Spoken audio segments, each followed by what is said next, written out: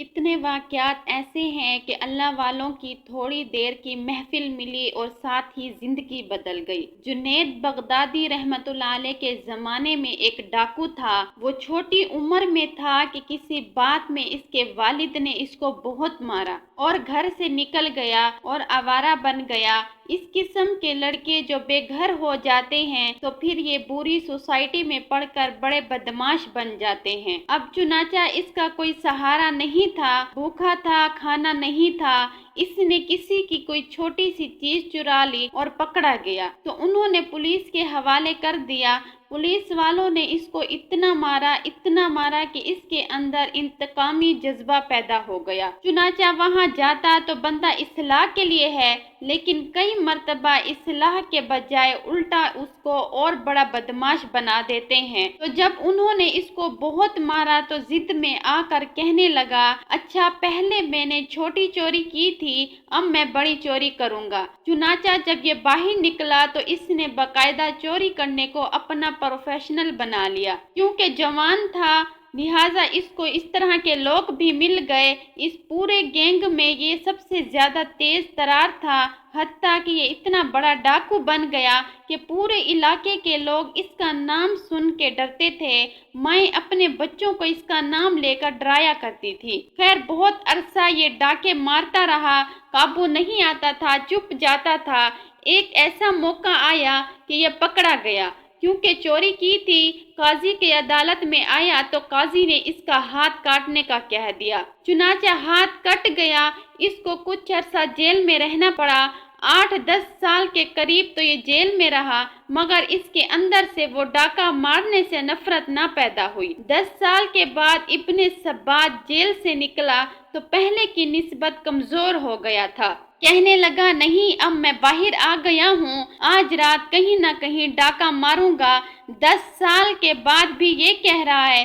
چنانچہ بغدادی کے قریب کرخ ایک چھوٹی سی بستی تھی، یہ وہاں چلا گیا۔ اللہ تعالیٰ کی شان دیکھیں کہ اس کو ایک بڑے دروازے والا گھر نظر آیا۔ دیوار کے اوپر سے اندر گیا تو اس نے دیکھا وہاں ایک بڑا ہی کپڑا پڑا ہوا ہے۔ لگتا تھا کہ کوئی کپڑے کا تاجر ہے۔ اب اس کا ہاتھ اور کپڑے بہت سارے تھے۔ اس کا جی چاہے کہ سب اٹھاؤں اور لے جاؤں، مگر اٹھا نہیں سکتا تھا۔ اب حیران ہے، سوچ رہا ہے کہ کیا کروں۔ تو اتنی دیر میں ایک آدمی موم بتی لیے وہاں آ گیا تو وہ ذرا گھبرا گیا۔ جب یہ گھبرایا تو وہ اس کو کہتا ہے کہ گھبراؤ نہیں، میں تمہارا ساتھی ہوں۔ تو یہ ذرا ہمت میں آ گیا، کہتا ہے اگر تم میرے ساتھی ہو تو میں پہلے آیا ہوں، حق میرا بنتا ہے۔ اس نے کہا کہ ٹھیک ہے۔ کہنے لگا، یہاں سے سلیکشن میں کرتا ہوں، تم گنٹلی بندھواؤ، سحری ہونے میں تھوڑا وقت ہے اور جلدی ہم یہاں سے جائیں۔ اس نے کہا ٹھیک۔ اب اس بندے نے اس کے کہنے کے مطابق وہ کپڑے جو تھے علیحدہ کیے، ایک چھوٹی گنٹلی بنائی اور ایک بڑی گنٹلی بنائی۔ اس کو کہا کہ آپ چنانچہ ایک ہاتھ سے اٹھائیں گے تو آپ یہ چھوٹی گنٹلی اٹھائیں اور بڑی گنٹلی میں اٹھاتا ہوں، لیکن میں پہنچا آپ کی جگہ پر دوں گا۔ اس نے کہا کہ ہاں بالکل ٹھیک، مگر ابن سبات کو ڈر ہوا کہ کہیں یہ میرے پیچھے لے کر سلپ ہی نہ ہو جائے، مجھے ہی ہاتھ نہ دکھا جائے۔ تو اس نے کہا اچھا پھر تم میرے آگے آگے چلو۔ اب اس بندے نے اتنی بڑی گنٹلی سر پر رکھی اور آگے آگے، تو یہ ہلکا تھا، یہ اس کو کہہ رہا ہے جلدی چلو جلدی چلو۔ وہ چل تو رہا ہے مگر کچھ دور چل کر تھک گیا، وزن جو زیادہ تھا۔ ابھی یہ اس کو گالیاں بھی نکال رہا ہے، صبح ہو جائے گی، فاصلہ بہت ہے، جلدی کرو۔ حتیٰ کہ ایک جگہ اس کو اتنا غصہ آیا کہ اس نے پیچھے سے اس کی کمر میں ایک لات مار دی۔ اب وہ سر پر بوجھ ہو اور پیچھے سے لات پڑے تو وہ منہ کے بل گرا اور اٹھ کر کہنے لگا کہ آپ مجھ پر غصہ نہ ہوں، میں کوشش تو کر رہا ہوں مگر بوجھ اتنا زیادہ ہے کہ مجھ سے اٹھایا نہیں جا رہا۔ اس نے کہا جلدی کرو۔ اس نے پھر اپنے سر پر گنٹلی رکھی اور ذرا اور تیز پسینے میں شرابو ہانپتا کانپتا اس گھر تک پہنچ گیا جہاں ابن سبات نے جانا تھا، اور اس نے وہ پہنچائی اور پہنچا کے اس نے کہا بھائی اب صبح کا وقت ہو گیا، اب مجھے آپ اجازت دیں، اب کل ملاقات ہوگی۔ اس نے کہا کہ ہاں میں عصر کے وقت میں کل نہیں تجویز بناؤں گا، تم مجھے ملنا آ کر اور پھر ہم مل کر جائیں گے مشن پر۔ وہ بندہ چلا گیا۔ اگلے دن ابن سبات کے دل میں خیال آیا کہ کل جس مکان میں ہم نے ڈاکہ مارا مال تو بہت پڑا تھا، پتہ کروں کسی کو پتہ بھی چلا ہے یا نہیں، اگر نہیں چلا تو آج اور اٹھا کے لے آئیں گے۔ تو ظہر کے بعد ابن سبات وہاں پہنچا، دیکھا کہ لوگ آ رہے ہیں، اس گھر میں جا رہے ہیں، ایک کو دیکھا، دوسرے کو دیکھا، تیسرے کو دیکھا، حیران ہوا، پوچھا کہ کیوں جا رہے ہو بھائی، کپڑے کے خریدار ہو؟ انہوں نے کہا نہیں، یہ ہمارے شیخ کا گھر ہے۔ کون سے شیخ کا گھر؟ جی جنید بغدادی کا گھر ہے۔ اس نے کہا جنید بغدادی رحمت اللہ علیہ کا نام تو سنا ہوا تھا۔ تو ابن سبات کے دل میں آیا کہ میں دیکھوں تو صحیح جنید بغدادی کون ہے۔ اب یہ بھی دو چار بندوں کے پیچھے ہو کر اندر چلا گیا۔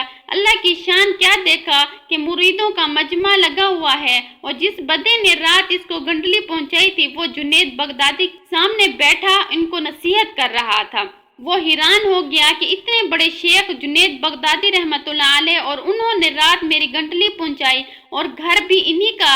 اب جنید بغدادی رحمت اللہ علیہ نے ان کو پہچان لیا۔